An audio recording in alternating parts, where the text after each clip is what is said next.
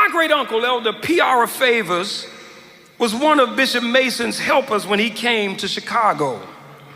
My grandfather, the late Dr. Isaac Favors, who often preached in the convocation in the 40s and 50s, he was an awesome preacher. I wish I was half the preacher that he was. He was also poured into by Bishop Mason. As a result of this pouring in, when I was growing up in the church that my grandfather pastored, he kept us on our knees. He kept us fasting. He kept us in revival. See, it's quiet. I can't get no amens about that. He kept us on our knees. He kept us fasting, and he kept us in revival. As a result, we saw, and I personally saw, the Lord's hand in the church. I actually remember one of our sisters, Mother Meeks, she's out of Racine, Wisconsin, going home to be with the Lord, but she didn't have dental insurance. Obamacare hadn't come to the forefront yet. She had no medical insurance, but her tooth was hurting and she needed it to come out. And since she could not afford to go to the dentist, she prayed and said, Lord, I need you to do something about my tooth. She went to bed and woke up in the morning and the Lord had pulled her tooth. Oh, I can't get no help in here. I saw the Lord's hands. I saw church mothers that would sacrifice and give to the pastor and to the church to help the church go, and how the Lord would take care of them. One of our church mothers, Mother Jones, would say, you take care of God's business and he's going to take care of yours.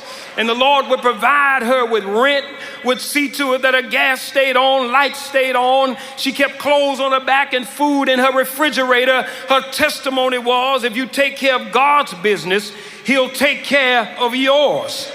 I saw crutches that hung on walls because of the hand move of God, wheelchairs in corners, canes on walls, people that everybody thought was getting ready to die. I saw them come back to church praising God and giving him the glory. Look at somebody and say, don't doubt the power of God.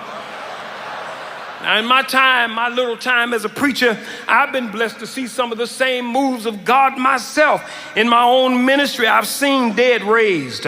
Yes, I have. In my own ministry, I've seen people that they gave up for dead. One daughter comes to the church 2 or 3 times a year just to say hi, that she had went through the window and crushed her skull, and the doctor said she wouldn't live. If she lived more than 3 days, she would be a vegetable. And the Lord didn't even let me go to the hospital until the 3rd day. And when I went in there, she was in a coma, and I started talking to her in her coma until she opened her eyes and acknowledged my presence.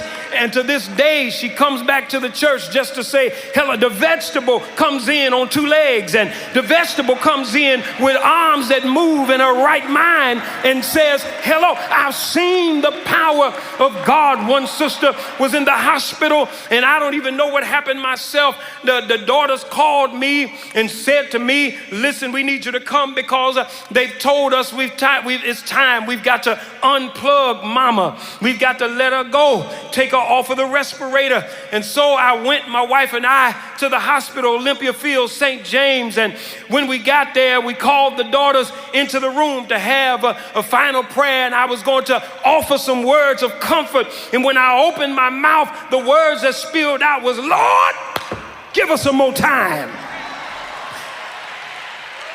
I didn't even mean to say it, but it came out. We were standing there with the daughters, and I thought to myself, even while I was praying, what is this I just said? And I said, Lord, give us some more time.